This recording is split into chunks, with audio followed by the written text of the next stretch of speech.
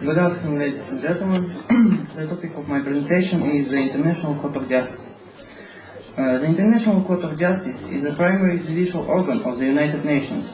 It is based in Peace Palace in The Hague, Netherlands.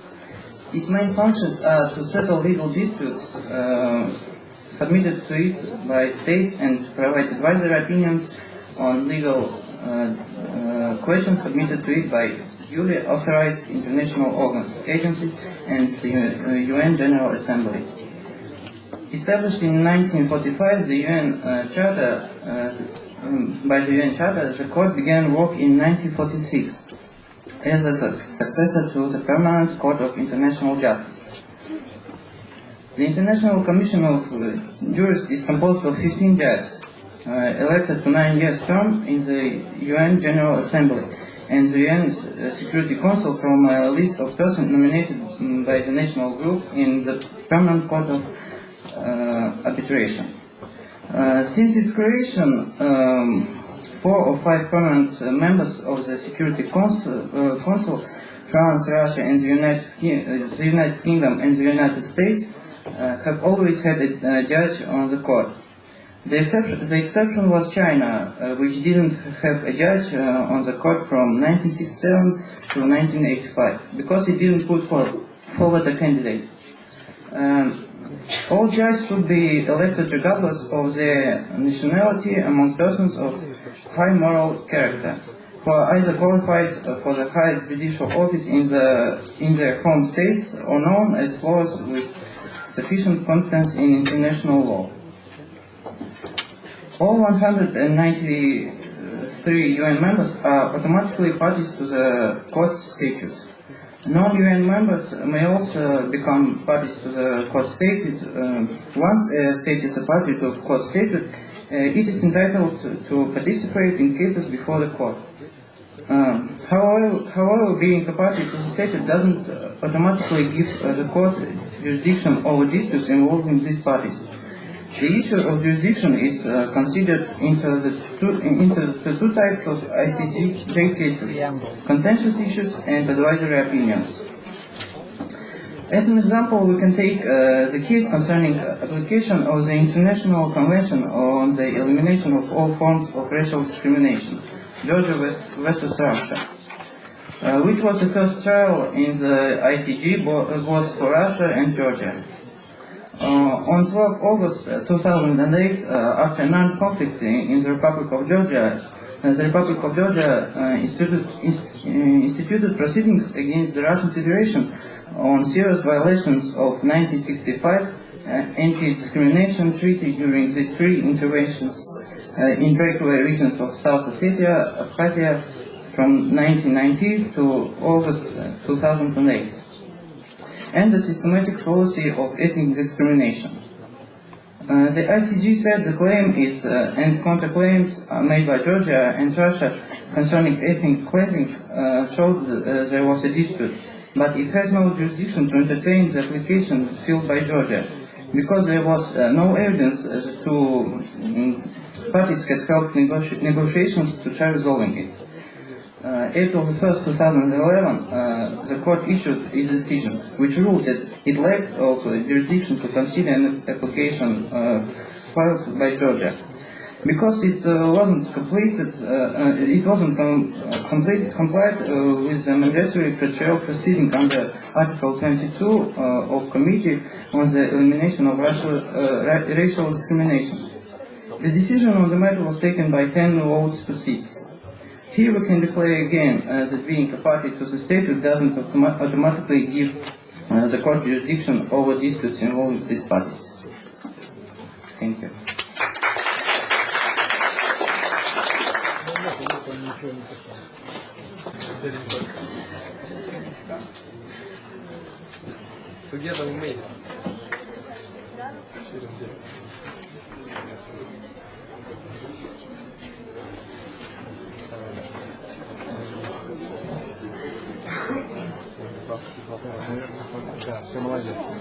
So, good morning, dear professors, colleagues. I would like to take a few minutes of your valuable time to speak about transposition of European Union directives. It's common knowledge that the success of European integration process involving the free movement of goods, persons, services and capital depends on the compliance of member states with the European Union decisions. In the European Union context, compliance is defined by three processes, which you can see on the slide, actually. The European Union is a law-intensive organization. The successful enforcement of European Union laws is conditional upon the extent to which member states have adequately incorporated the European Union decisions into their national legislation. Actually, that is referred to as transposition. So I would like to give you several examples of the questions that national legislators are supposed to answer within the framework of transpositional process. First of all, they have to ensure that the national legislation protects the employees against different forms of discrimination as prescribed in the European Union provisions. Secondly, they have to find out to what extent consumers can rely on the remedies for defective goods. So it's common knowledge that the aim of transposition is to create a uniform body of legislation equally applicable all over Europe. Actually, as a matter of fact, European member states frequently breach the European Commission laws. Critics of European Union institutions often talk of the so-called Brussels diktat, while the supporters of integration argue that having common rules will make life easier for the European Union citizens. So, what is transposition? Shortly, transposition is the process of adaptation of European Union directives into national legislation of the member states. Transposition is typically done either by primary legislation or secondary legislation. It's worth mentioning that directives set out broad principles and objectives. Still, according to the European Commission Treaty, the choice of methods is left to the member states. So as to attain the results intended, the European Commission closely monitors that transposition is done timely, correctly and implemented. Otherwise, the Commission may bring a case in the European Court of Justice against the states that have failed to incorporate the directives adequately. To speak about monitoring and reporting, member states have to reach the objectives within a given time period. Monitoring of the transposition process relies on the correlation tables, which are provided by the member states, showing the link between the provisions in directives and the national rules. The Commission reports regularly on the application of European Union law. In addition to annual reports, the Commission publishes regular information on transposition of directives in progress and progress in notification of national measures implementing them. Unfortunately, but naturally, most member states have difficulties in transposing European Union directives. Depending on the national legal system, directives are transposed in different ways, including statutory law, governmental decrees, and ministerial orders. All these variations in decision-making procedure cause delays and deadlocks in transposition. Here comes the first problem of transposition. Delayed transposition. Usually delays occur when a state fails to transpose a directive in stated time. If to take an example of Netherlands, only 58% of directives were transposed in time. Moreover, nowadays Bulgaria faces infringement proceedings over delayed transposition of European Union Energy Markets Directive. And it's worth mentioning that the case will most probably be referred to the European Court of Justice by the Commission. Another problem is deviation in content. Due to the fact that directives are meant to be flexible, they often leave a room of maneuver for the member states. So countries often exploit this room for their own profit and push the border further than it was originally intended. Although the deviation in content occur, they are extremely difficult to detect. The parties are supposed to report any case of deviation, but still then the Commission has to investigate the case, and if complaint is valid, it will begin the negotiations with the country in breach. I would like to give you a few examples of deviation in content. One of them is the situation with European Union data protection rules, which not so long was highlighted in mass media. It's worth mentioning that personal data protection is a fundamental right of all the people. That is why the European Union pays so much attention to implementation of this directive. Another example is related to implementation of the Pregnant Workers Directive in France. The Commission nearly initiated infringement proceedings against France, which first refused to implement this directive, but then finally it gave in to European pressure and amended its legislation accordingly. Another example is the case with Sweden. Sweden, for example, refused to transpose data retention directive, saying that it was completely unnecessary. As a result, the Commission initiated infringement proceedings. Moreover, it filed a case in the European Court of Justice. In conclusion, I can say that I have made a very brief introduction into such a complex process as transposition, but still, the last but not the least to be mentioned is that transposition is permanently on the agenda of the European Commission, and many studies are being conducted and investigating the causes of transposition problem. That is why it's a very topical problem nowadays. Thank you for your attention. Have you got any questions? Okay, welcome. Just so thank you for your presentation, and I wonder, what happens to the states in the European Court of Justice? What's the remedies for the states? What's punishment they have? Maybe you were not attentive enough to while listening to my presentation, but I have mentioned that the Commission usually files a case in European Court of Justice, and then the case is considered. And what happens after? States come into a court, say the states do not introduce this law, and what happens? Unfortunately, I was limited in time and I didn't have a chance to look into details of your questions. Still, I think it will be the topic of my next presentation.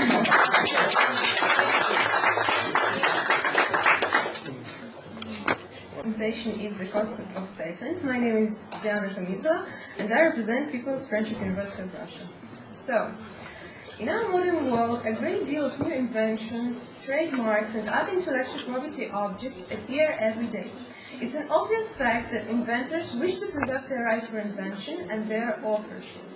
Patent as a legal conception was instituted for these purposes. The first patent law was passed in 1474 in Venice.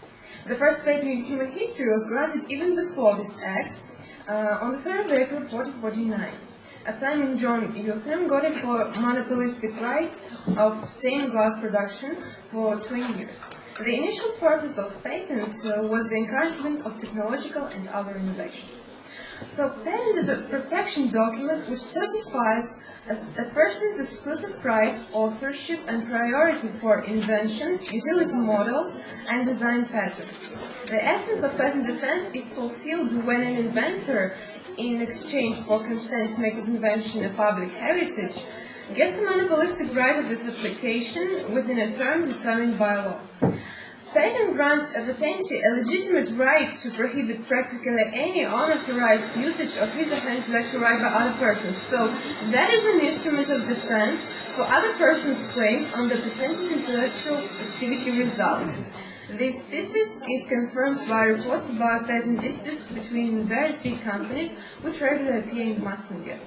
However, according to the factual evidence, possessing a patent does not always mean 100% defense of its owner's rights, and still there are some interesting points in this sphere. So as an example, I'm going to consider a recent patent dispute between two famous fashion houses. Shoe designer Christian Louboutin filed a case against Yves Saint Laurent's fashion house for having broken patent rights and imitation of famous shoe Red Sole. Shoe Red Sole is a hallmark of Louboutin's fashion house. Shiny red soles don't carry any other functions. They just prove that it was me who made these shoes, Louboutin announced. In the year 2008, U.S. Patent and Trademark Office recognized red soles as accessory of Louboutin's fashion house. In January 2011, Yves Saint Laurent's fashion house was accused of plagiarism, and on the 7th of April, sued the Manhattan Federal Court. In the suit, Louboutin claimed that the defendant's usage of red sauce may have misled the consumers and negatively affected the reputation of his company.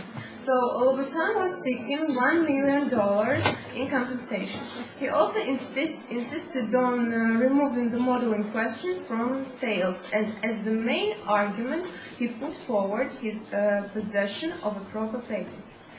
However, Louboutin lost the case. Manhattan federal judge Victor Merero had sided with Yves Saint Laurent. The judge released the following written statement following his verdict.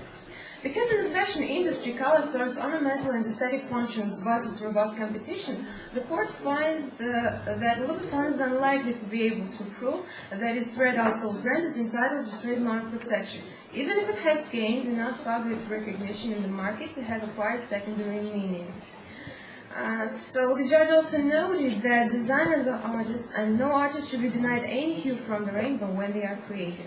Both art and fashion are about creative freedom and fair competition. Yves Saint Laurent countersued, stating that Louboutin did not invent red lacquered soles, citing, "Red outsoles are a commonly used ornamental design feature in footwear, dating as back as red shoes worn by King Louis XIV in the 17th century, and the ruby red shoes that carried Dorothy home in The Wizard of Oz." Thus, despite of the fact of having the proper patent, Louboutin didn't manage to protect his rights. But anyway, although this legal controversy had a negative result for its initiator, one can find a positive seed here. According to Susan Scafidi, the Dean of Fashion Law Faculty in Fordham University School of Law, sometimes discussion giants like this may become the reason for creating an interest in the law. So, thanks to the patent dispute, which I have just described, it became more obvious that the system of patent protection does not always work in the way it was intended by legislators. Gradually, it stops working in its pragmatic points for business protection and enrichment. In the modern world, patents are rapidly developed. There are several reasons for that. The number of patents had already exceeded the number of theoretically sensible ideas long ago. Moreover, the progress of technology is accelerating, but the speed of processing patents is falling. Patent claims rarely reach courts, but if they do, offenders get over the crime incomparable with the proceeds of a new product. Thereby, the motivation to respect other people's intellectual property is reducing. And taking into consideration everything I've said earlier, I conclude the following. Nowadays, it's becoming more apparent that patent law still needs further development and evolution. I believe the mainstream of its development should be its adaptation to the problems of a new reality, specification of main provisions of principles, provision of effective legal protection, a detailed study of possible incidents, clear regulation of the parties' obligations and rights, and penalties for violations. In my humble opinion, lawyers from all over the world should pay more attention to this branch of law in order to make it a more useful tool for technological development of a wealthy society. Thank you very much for your attention. Thank you very much. Any questions? Да. Yes, Я please. уже направил. Thanks for your presentation, and I have maybe a stupid question, but Yes. what do you think? Should ethical or moral considerations be taken into account when giving a patent? For example, if someone created technology to clone a human being, should he have a patent, or because it's unmoral, he shouldn't have? Well, thank you very much for your question. It's a very serious topic. You touched upon it's a very serious topic. So I think it needs to discussion and needs to be considered. Besides, I think it is connected with the medical topic.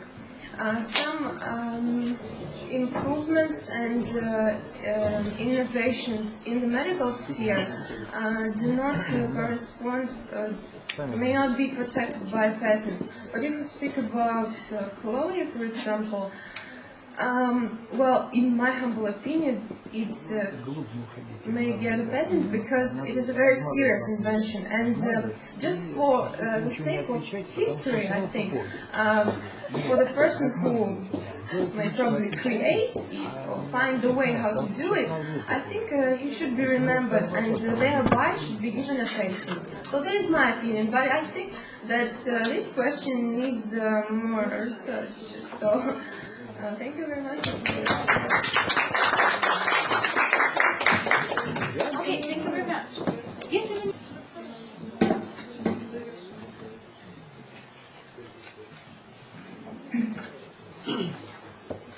Dear professors and colleagues, I'm Kate Gromova. I represent People's Friendship University of Russia. The topic of my presentation is criminal extradition. Criminal extradition is the delivery of an accused or convicted person by one state to another state, on whose territory he or she is alleged to have committed or to have been convicted of a crime. The question of extradition arises when a state requests that a person who is suspected of an offense is under prosecution or has been convicted and who is outside the territory of that state be extradited to it. Between nations, state extradition is regulated by treaties. According to international law, one state doesn't have any obligation to surrender an alleged criminal to a foreign state, as one principle of sovereignty is that every state has a legal authority over the people within its borders. Such absence of international obligation and the desire of the right to demand such criminals of other countries have caused a number of extradition treaties and agreements to evolve. Most countries in the world have signed bilateral extradition treaties with almost all other countries. No country in the world has an extradition treaty with all other countries. For example, the United States lacks extradition treaties with several nations, including North Korea, Cuba, Bahrain, and etc. During the process of extradition, most countries follow the procedures set forth in the Uniform Criminal Extradition Act, which has been adopted by most jurisdictions. To determine whether an individual can be extradited from one state to another state, the language of the particular treaty must be examined. Some treaties list all the offenses for which a person can be extradited. Others provide minimum standards of punishment that will render an offense extraditable. Most treaties contemplate that for an offense to be subject of extradition, it must be a crime under the law in both jurisdictions. This is called the doctrine of double criminality. Extradition treaties often provide exceptions under which a nation can be refused to surrender a fugitive sought by another nation. Many nations will not extradite individuals who are charged with certain political offenses such as treason, sedition, and espionage. Refusal to extradite under such circumstances is based on the policy that a nation that disagrees with or disapproves of another nation's political system will be reluctant to return for prosecution, a dissident who likewise has been critical of the other nation. Many countries such as Mexico, Canada, and most European countries will not allow extradition if the death penalty may be imposed on the criminal. But of course, not every criminal act will necessarily be protected. For example, some treaties provide that certain crimes such as assassination of a head of a foreign government do not constitute political offenses that are exempt from extradition. The rise in airplane hijacking, terrorism, and hostage-taking in the late 20th century led many nations to enter multilateral conventions in which the signing countries mutually agreed to extradite individuals who committed such offenses. Often, the country to which extradition is refused will accuse the other country of refusal extradition for political reasons. Extradition from one state to another state takes place on the order of the governor of the asylum state, the state where the accused is located. Since the 1980s, the international extradition process has been viewed as by law enforcement authorities as too time-consuming, expensive, and complicated. It has also been criticized for frequently failing to bring fugitives to justice, As a result, some countries, including the United States, have returned to abduction to return a fugitive to a nation to be tried. Also, the legality of abduction is questionable. Issues of international law relating to extradition have proven controversial in cases where a state has abducted and removed an individual from the territory of the other state without previously requesting a permission or without following the normal extradition procedures. Many also regard abduction as a violating of international law, in particular of prohibition on arbitrary detention. Some nations have also struggled with high-profile extradition cases. For example, in the year 2000, officials in Britain refused to extradite a former Chilean dictator, Augusto Pinochet, to Spain, where he would face a trial for thousands of murders and atrocities during his rule. While Pinochet had absolute immunity from prosecution in Chile, other nations, including Spain, were free to charge him with his alleged crimes. When Britain refused to extradite him, he was able to return to Chile and avoid persecution. So, thank you for your attention. Any questions? Correct me if I'm not right, but in the Constitution of Russian Federation, it stated that Russian nationals cannot be extradited to any other country from Russia. Therefore, we do not extradite our citizens. If Russia has treaty with some European country or almost all country in the world, he should extradite a person. And the courts in Russia should consider the merits of the charge, and also if a person commits a crime that consider a crime in both jurisdictions, here the country should extradite a person.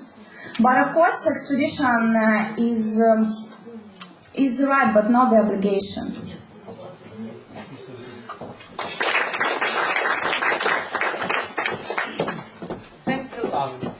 So, from international... So, dear professor and colleagues, the topic of my presentation is Sine ira et studio, or Without Anger and Brutality. And my name is Madina Dashieva, not Diana Hamizova, and I represent People's Friendship University of Russia.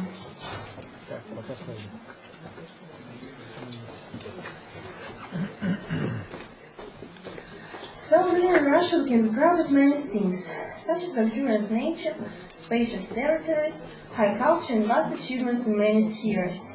But I think that the most important point, which defines the essence and spirit of our great country, is the multi-ethnic composition of its population, merging of cultures, languages and traditions.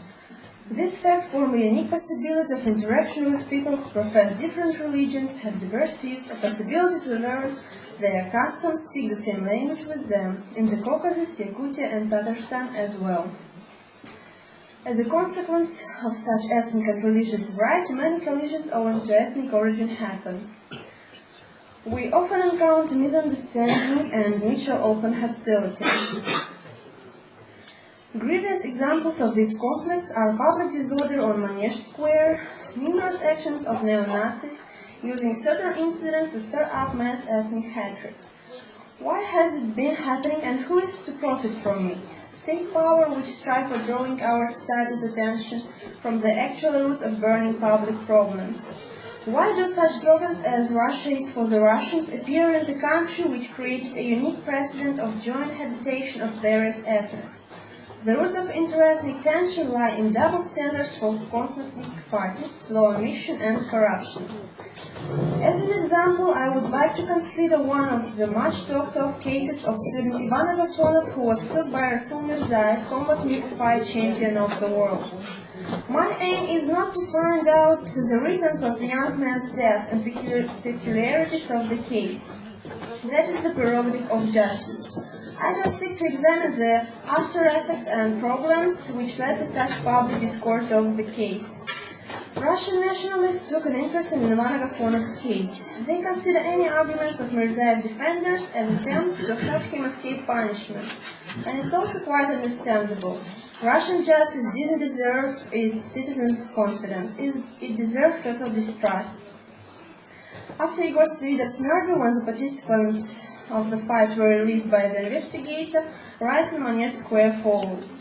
After Manege Square, the justice started working with threefold power.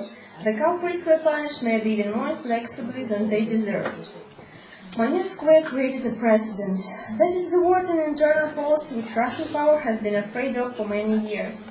Aslan Cherkesov, one of the persons involved, got 20 years of imprisonment, though many jurists and human rights advocates suppose that in his case he must have got not more than 10 or 12 years. After the Moskvoretsky court resolved to release Mirzaev, who served a year on bail till the investigatory actions were finished, the nationalists announced that on the 18th of February, Saturday, they would go into the street to protest against such turn in events. I would not judge which measure is correct in this case. I am just not well informed about all nuances of the case, but I am sure that one of these decisions shouldn't have been made. If the court ruled that Mirzaev mustn't be released because he can hide, he mustn't have been released. I don't worry about the damage to the reputation of the Russian justice, but the reaction of the Caucasus causes concern. It can continue the exclusive circle of mutual accusations.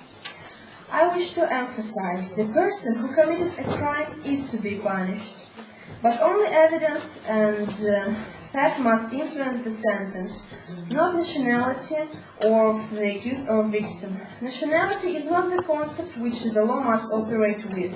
The criminal has no nationality. That is such a simple truth that it's even awkward and strange to voice it. But exactly this truth is absent in Mirzaev's case. A similar case happened in Chelyabinsk region, but it was not made public in mass media to such an extent as it was with Mirzaev's case. Why? The answer is simple: the guilty person was of right nationality. In fact, the case was again used by nationalists to mobilize their supporters, and the nationalists themselves were used by the power as a seer of social tension. A thinking person should understand that not strangers is the problem, but bureaucracy, corruption, and double standards. In this episode, as in all the others, only the court that is under the society's control and which render it an account must establish the guilty side, but not pay bribes or national or political conjunction. Mass media play a great role in governing the public mood, often speculating on inconsistent information. Unfortunately, as of today, we can conclude that the law in Russia doesn't function objectively. I remember the phrase, everybody is equal before the law, but some people are more equal. But justice must be guided by the motto without anger and partiality, sine ira et studio. As a representative of the Caucasus, I want to say that the perspective of this region's secession from Russia scares me. If there is no Caucasus, there is no federation. Coming to the conclusion, I'd like to say that we, especially the young generation who expresses an active political position, must estimate adequately the current situation in the country, its roots, reasons, and what stands behind it. The value of Russia lies in the variety of cultures and traditions. It makes all peoples richer. The words of the preamble of the Russian Federation Constitution are significant in this case. So here you see them on the slide. So, living in Russia, we should remember our true nationality is human. It is our common country. It is not for the Russian, Tatars, Yakuts, Jews, Udmurts, Dagestanis, Kabardians, Chechens. It is for all sane and adequate people. So, thank you for your attention. Any questions? Okay, thank you for a great presentation. What's your opinion on the Article 282 of Russian Criminal Code? Specify. Article 282 is the article that means that people who try to discrimination or hate towards a special nationality, ethnic or sexual preference or something like this should be put in jail. I think the jail is too strong a punishment, but we live in Russia and it's very significant that we have many peoples with interesting cultures and our state first should teach students or pupils to appreciate and to be proud of such fact. Oh, thank you. Thank you. Thank you. Here because only 5 hours had left, but let me start. Yes. Good evening, dear editors, dear professors, dear colleagues, ladies and gentlemen. First of all, I would like to thank the Russian Academy of Justice for an opportunity of participating in the conference and the chance to present my points of view on some topical and burning questions. My name is Sherbakov Alexander and I represented the People's French University of Russia, and today my presentation is fully devoted to Russia's accession to the World Trade Organization. To involve you in the question, I put content on the slide. To begin with, I think it's necessary to quote the former Russian Minister for Finance, Alexei Kudrin. Quotation: Russia takes the risk of being at the newly established post-crisis international trade rules backyard if it does not become a member of WTO. Also, I consider it is compulsory to remind you of World Trade Organization at all. The organization deals with the regulation of trade between participating countries. It provides a framework for negotiation and formalizing trade agreements and a dispute resolution process aimed at enforcing participant adherence to WTO agreements which are signed by representatives of member governments and ratified by their parliaments. Most of the issues that the WTO focuses on derive from previous trade negotiations, especially from Uruguay round. I hope you are informed about the piece of news that on 15 till 17 of December, the decisions of Russia's accession to WTO was adopted within the framework of the 8th WTO Minister Conference. After the protocol signing, RF State Duma has to ratify this compulsory document list, and the Russian Federation will be enjoying its full rights of being the member. I strongly believe that Russia, which applied for accession, and Russia, which is standing at the edge of getting their membership of the Global Trade Club, could not be one and the same country and economy. That's why I'm going to have a good look at the main pros and cons of the deal. The major part of economists and analysts suggest that Russia could get much more trouble than gain something from the deal. Taking into consideration these points, firstly, I'm going to examine the advantages in order to focus on shortcomings later. The list of advantages. There are some of them on the slide, but I want to mark out 5 of them. The first, the new legal institute could appear, arbitrage. The second, Russia, after accession, will have to improve legislative situation under WTO rules. It could attract foreign investors. The third one, the state could defend and promote its national interest much more easier and forcefully. The next one, Russia will get an opportunity to take part in establishing rules for international trade, which it couldn't do before. And the last one, as international supervisory facilities are created in the state, domestic trade participants will have to make their economic and legal actions much more transparent. Unfortunately, I cannot continue this list any longer. Furthermore, all these points, or the major part of them, could not be fully guaranteed. Thus, I'm going to announce all the contours of the deal, in order to describe consequences in full measures. The list of disadvantages. The most obvious ones are on the slide, but the shadow ones I want to announce myself. In the areas where the enterprise forms the company town and it may fail, there is a huge risk of social explosion. Intellectual property will be supervised much more toughly. It means that quality goods are going to be very expensive. There is the shadow side of tariff decrease, redistribution of differences in favor of wholesale dealers and trade networks. It means that consumer couldn't feel the advantage of decrease. Of course, the list is not full, but I think these points are the most important.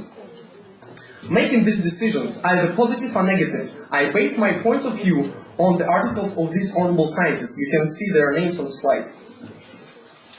Nevertheless, the devil is not so black as he is painted, and Russia has bright prospects after WTO accession. Even some senior officials believe in it, like Karl de Gucht.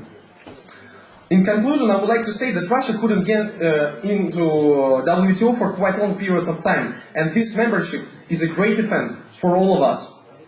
From my point of view, the result, the consequences of the agreement is a diagram of the relations to this country and the abstract picture of the state authority at the international arena. If we uphold our rights, it will portray us as a respectful and important country. We can only hope the agreement will be transformed into agreement which will be equal in rights, but not a kind of binding contract, which would not be able to force us and would not let the member countries to devour our economy. Thanks for your attention. I was looking forward to you. It seems that I was looking forward to you too, because it's very interesting presentation, and I will. Generally, I also think that accession to the World Trade Organization for Russia on such terms as it now, it's not the wisest decision. And I wonder why our political leaders, firstly, trying to access to the World Trade Organization for almost 2 decades, and also why our leaders hold such position where our benefits are lesser than drawbacks. Why we're so not so strong. I did not understand the second part of the question. Could you please The question is that our political leaders only the second, last part. Our position of our leaders is weak on this matter. It's weaker than it could be because we are major actor for oil. I can't say, of course, thank you for the question. I can't say that the position of our leaders is weak, but I agree with you that this agreement, especially for Russia, it depends only on the lawyers, the work of lawyers, and if they will work hard and do their best to promote our national interest, I think the accession will suit everybody in our country. Now, question is simple and short.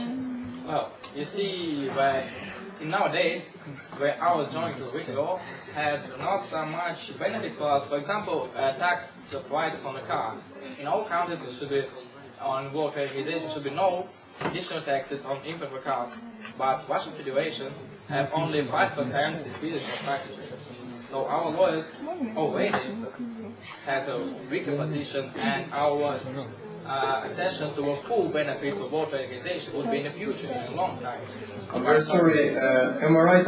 You have mentioned that in this country we have only 5% tax on cars? 5% disposition on the joint WTO, but not 20% disposition. I'm sorry to interrupt you, but no definite provisions have been published yet. So what you are discussing is not quite clear. We are all in the dark. Everybody understood, yes. So, okay. Perhaps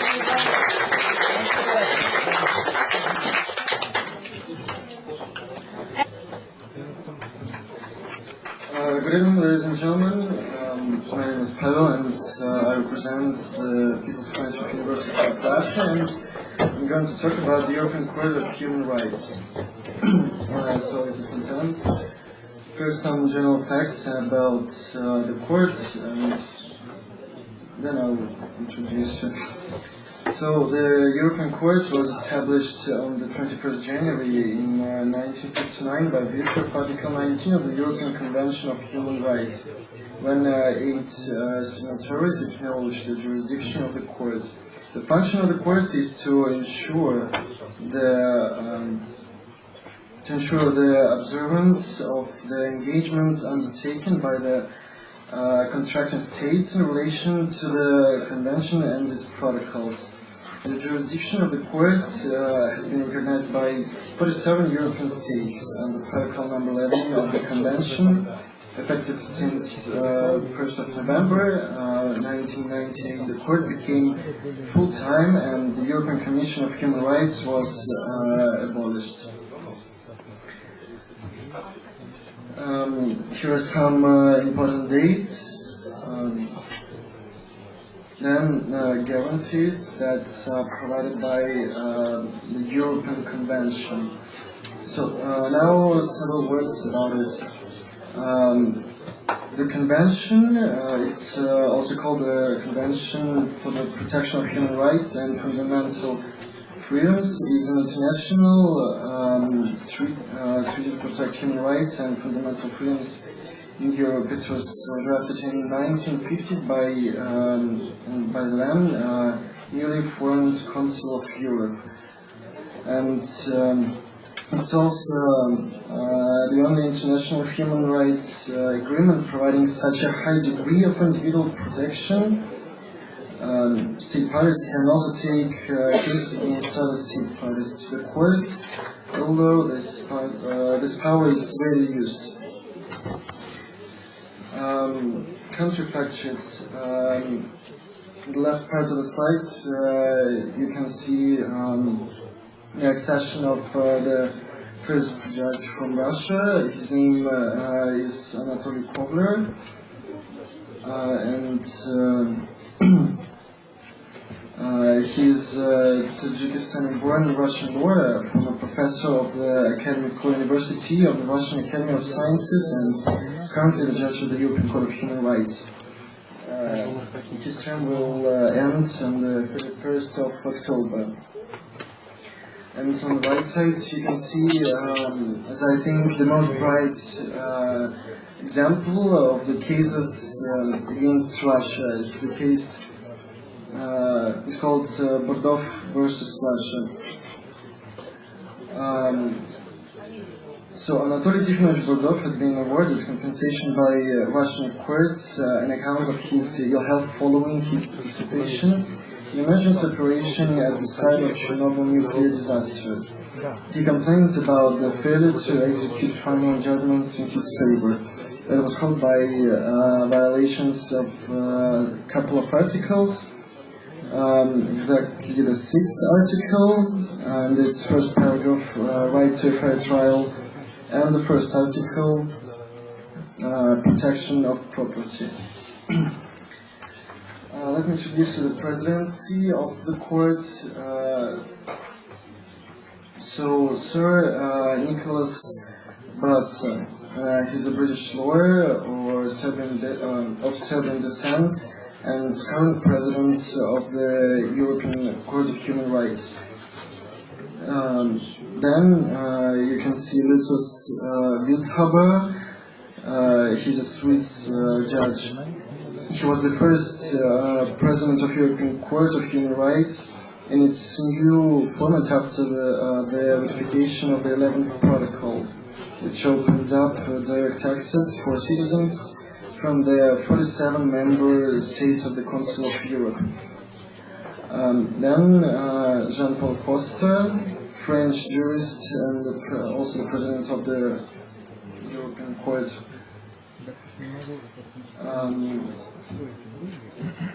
Composition of the court. Here are presidents, vice presidents, and section presidents. I'll be brief, and I'll say that here you can see representatives who are involved practically in all branches of law. For example, criminalists, then civil experts in civil law, and so on and so forth.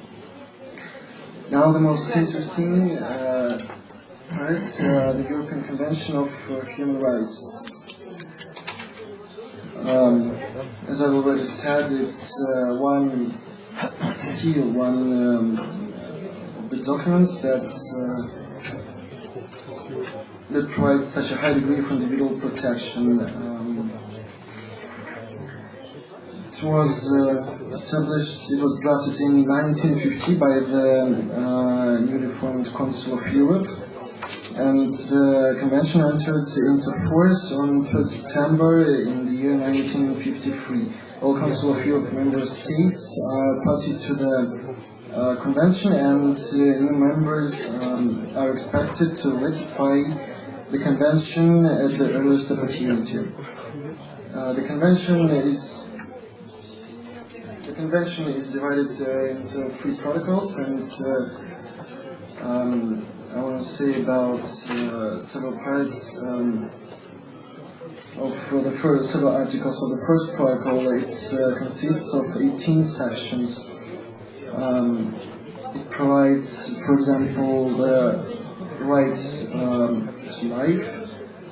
Then it prohibits torture and inhuman or degrading treatment or punishment. Then prohibits slavery, provides that everyone has the right to liberty and security of person, and the right to fair trial. I think that's all that I wanted to tell you about the European Court of Human Rights, so thank you for your attention. I hope no questions. We hope too. Good.